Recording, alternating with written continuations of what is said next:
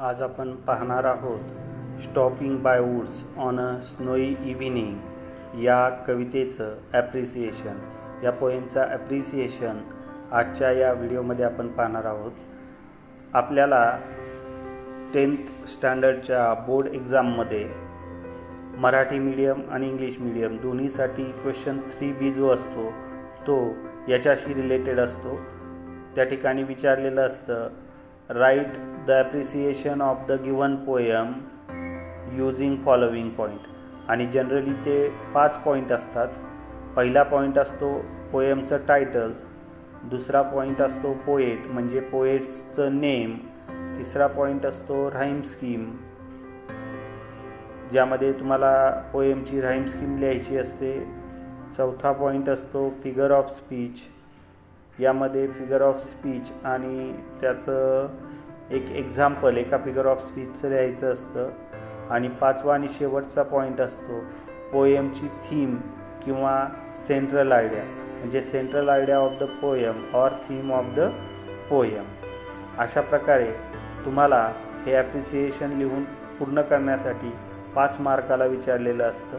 त्याचं डिव्हायडेशन जसं पुढचे पॉईंट मी सांगेल तसं सांगत जाईल.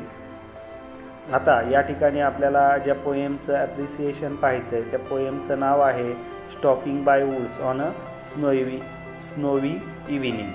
आता तुम्हाला ही जी पोएमचं ॲप्रिसिएशन लिहायचं आहे ती पोएम तुमच्या प्रश्नपत्रिकेमध्ये दिलेली असते.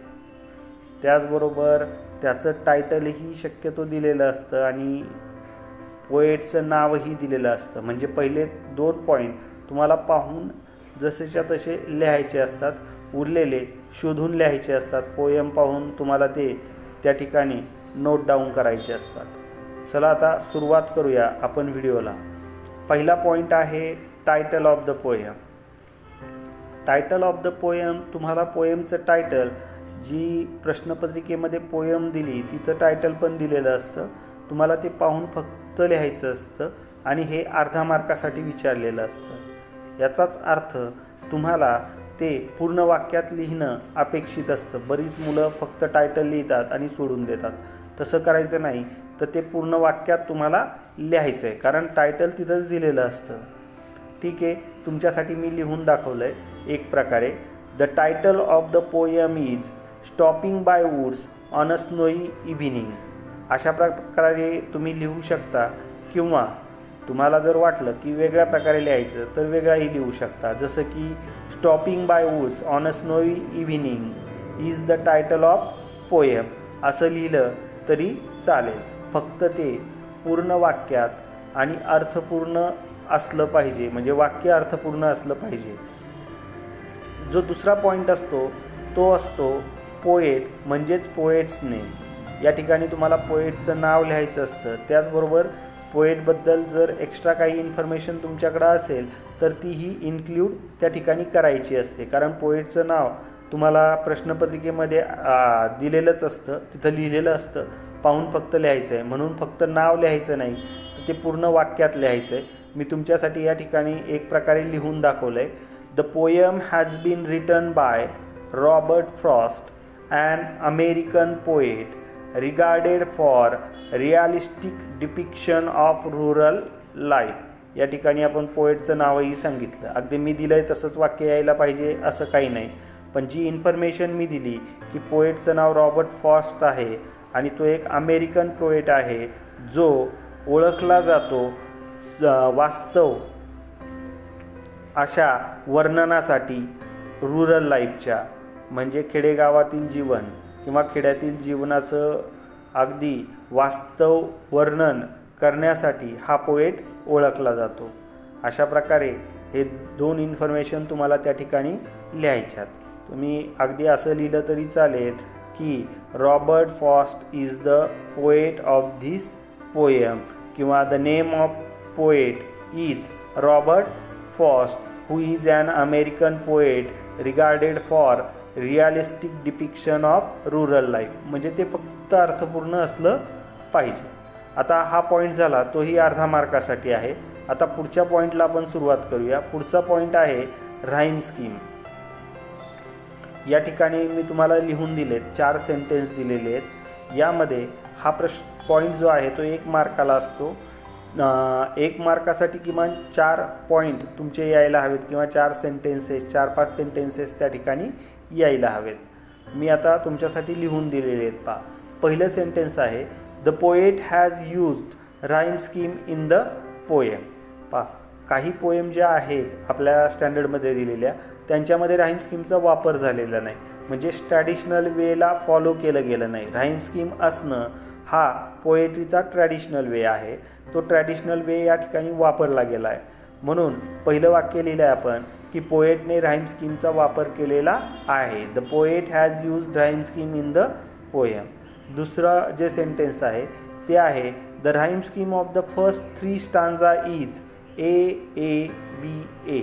त्यानंतर ॲक्च्युअल राईम स्कीम काय आहे पोएमची ते आपण दिलेलं आहे। यामध्ये 4 स्टांजा आहेत, त्यातल्या पहिल्या 3 स्टांजाची राईम स्कीम ही A अशी आहे। नेक्स्ट सेंटेन्समध्ये पहा, जो एक स्टांजा उरला आहे त्याची राईम स्कीम दिलेली आहे the last stanza has uniform rhyme of A आणि शेवटच्या स्टांजामध्ये A अशी एक युनिफॉर्म राईम पोएटने वापरलेली आहे। म्हणजे पहिल्या 3 आणि शेवटचा स्टांजा यांची राईम स्कीम वेगवेगळी आहे, त्यामुळं इथं आपण कंटिन्यू राईम स्कीम वापरली असं म्हटलेलं नाही। आता जे लास्टचं वाक्य आहे ते आहे it gives musical effect to the poem, म्हणजे त्याचा इफेक्ट काय होतो पोएमवर ते दिलेलं आहे। अशा प्रकारे 1 मार्कासाठी हा पॉईंट असतो जो आपण आता कंप्लीट केला आहे। पुढचा पॉईंट आहे तो आहे द फिगर ऑफ स्पीच। यामध्ये तुम्हाला 2 इन्फॉर्मेशन द्यायचे असतात। पहिली इन्फॉर्मेशन म्हणजे जे वेगवेगळे फिगर ऑफ स्पीच या पोएममध्ये वापरले त्यांची नावं, आणि दुसरी इन्फॉर्मेशन असते ती म्हणजे जे कुठल्याही त्यापैकी एखाद्या फिगर ऑफ स्पीचचं एक एक्झाम्पल म्हणजे एखादी लाईन, आणि ती लाईन द्यायची असते, ते कशा प्रकारे त्या फिगर ऑफ स्पीचचं एक्झाम्पल आहे ते एक्सप्रेस करायचं असतं। आता या ठिकाणी मी तुमच्यासाठी पहिलं वाक्य लिहिलं आहे। पहा, पहिल्या स्लाईडमध्ये पहिलं वाक्य आहे the poet has used figure of speech such as alliteration, hyperbole, personification, inversion, repetition and onomatopoeia. Generally अलिट्रेशनमध्ये साऊंड रिपीट होतो, हायपरबोलमध्ये एक्सग्रेशन असतं थॉटचं, तिसरा जो पर्सॉनिफिकेशन आहे त्यामध्ये नॉन लिव्हिंग थिंगला ह्युमन क्वालिटी दिलेली असते, त्याला पर्सॉनिफाय केलेलं असतं। पुढचा इन्व्हर्जन, करेक्ट प्रोज ऑर्डर जी आहे वर्डची ती यामध्ये दिलेली नसते। नेक्स्ट रिपिटिशन, याच्यामध्ये आपण एखादा शब्द रिपीट केलेला असतो। अशा प्रकारे तुम्हाला नावं यायची आहेत। आता जी सेकंड स्लाईड आहे या स्लाईडमध्ये आपल्याला पाहायचं आहे ते आहे एक्झाम्पल। नेमकं पोएटने कोणतं एक्झाम्पल दिलेलं आहे किंवा कुठलंही एक एक्झाम्पल तुम्हाला द्यायचं आहे। या ठिकाणी मी तुमच्यासाठी एक लिहून दिलं आहे, पहा आपण ते पाहूया। The line from the poem that is my little horse must think it queer, म्हणजे पोयममधली line my little horse must think it queer, माझा छोटा घोडा समजतोय की हे अनयुज्युअल आहे, क्युअर आहे म्हणजे विचित्र किंवा अनयुज्युअल आहे, स्ट्रेंज किंवा अनयुज्युअल आहे, नेहमीसारखं नाही। ही जी लाईन आहे ती काय आहे, is an example of figure of speech personification, ती पर्सॉनिफिकेशन या फिगर ऑफ स्पीचचं एक्झाम्पल आहे। आता कुठली लाईन आहे ते आपण दिलं, कुठल्या फिगर ऑफ स्पीचचं आहे तेही सांगितलं आहे, पण का आहे ते पुढं दिलं आहे। पुढं सांगितलं आहे as the horse is personified as a human quality, कारण या ठिकाणी हॉर्सला पर्सॉनिफाय केलं गेलं आणि त्याला ह्युमन क्वालिटी दिली गेली। कुठली ह्युमन क्वालिटी, टू थिंक, विचार करण्याची, म्हणजे तो विचार करतोय, विचार करणं ही ह्युमन क्वालिटी ती दिली गेली। अशा प्रकारे हा पॉईंट कंप्लीट झाला आहे। अर्ध्या मार्कासाठी असतो हे मी अगोदरच सांगितलं आहे। आता पुढच्या पॉईंटला आपण सुरुवात करणार आहोत. थीम किंवा सेंट्रल आयडिया हा 2 मार्कासाठी विचारला जाणारा पॉईंट असतो आणि सगळ्यात महत्त्वाचा पॉईंट आहे जो तुम्हाला यायला हवा आणि याच्या बाबतीत तुम्हाला लर्निंग जास्त करावं लागेल, लक्षात ठेवावं लागेल की नेमकं सेंट्रल आयडिया काय आहे पोएमची किंवा थीम काय आहे. चला या ठिकाणी मी या पोएमची थीम काय आहे ती दिलेली आहे. The central idea of the poem is a description of a snowy winter evening. जी सेंट्रल आयडिया आहे पोएमची ती काय आहे तर डिस्क्रिप्शन ऑफ स्नोवी इव्हिनिंग. कुठल्या काळातली? विंटरमधली. कुठलं?